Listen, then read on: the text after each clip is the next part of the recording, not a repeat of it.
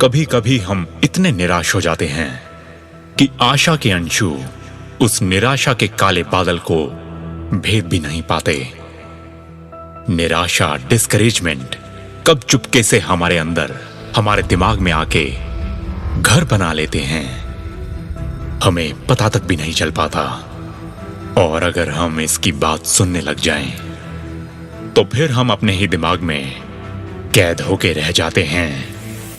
इसी सोच में हम अपना कीमती वक्त बर्बाद करने लग जाते हैं कि इस मुश्किल समय से, इस विपदा से, अपनी इस दिमागी जेल से कैसे बाहर निकलें। और क्या हम कभी निकल भी पाएंगे या इसी में फंस के रह जाएंगे।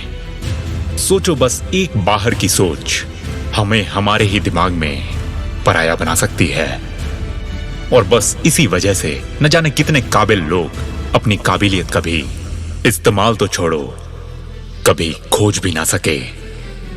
और यह समझने के लिए कोई ज्यादा दिमाग की जरूरत नहीं है कि एक हारा हुआ इंसान ही किसी दूसरे को निराशा दे सकता है, क्योंकि उसके पास देने के लिए और कुछ है ही नहीं। एक वही चीज तो बच जाती है उसके पास।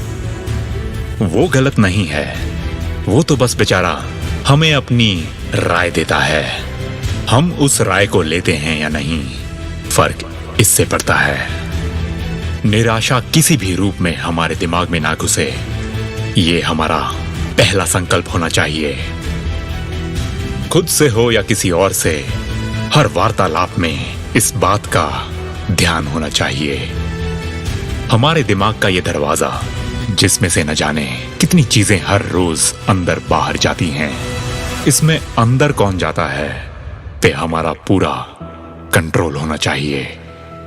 क्योंकि इतनी बड़ी भूल भुलैया में अगर एक आतंकवादी भी घुस के बैठ गया, तो वो आगे चलकर हमारे इस दिमाग की नींव को, इसकी बुनियादी सोच को उखाड़ फेंक सकता है। और अगर ऐसा हो गया तो बेशक हम भी निराशा को फैलाने में मदद ही करेंगे। खुद हार मान के अगर बैठ गए तो कभी किसी को जीत के बारे में क्या बता पाएंगे। जो कोई कुछ करना चाहता है, शुरुआत में ही उसका हौसला छीनने की गलती हम कर सकते हैं। और कभी कभी उस गलती का शिकार हम खुद भी बन सकते हैं। अपना हो या दूसरे का, हौसला कुचलने से तो बस निराशा मजबूत होती है। मगर सोचो, अगर हम खुद ना निकल के इस निराशा को ही अपने दिमाग से निकाल फेंकें, तो कैसा रहेगा? बढ़िया ना?